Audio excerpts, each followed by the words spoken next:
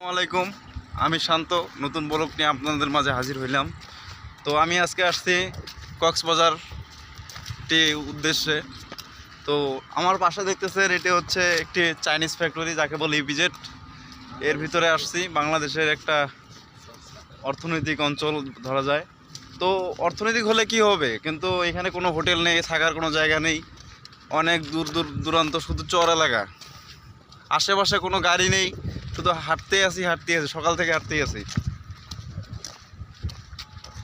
তো আকাশ ভাই আছে আমার পাশে, আকাশ ভাই কিছু বলবে। আমি আর কি কইম, আমি পাগল।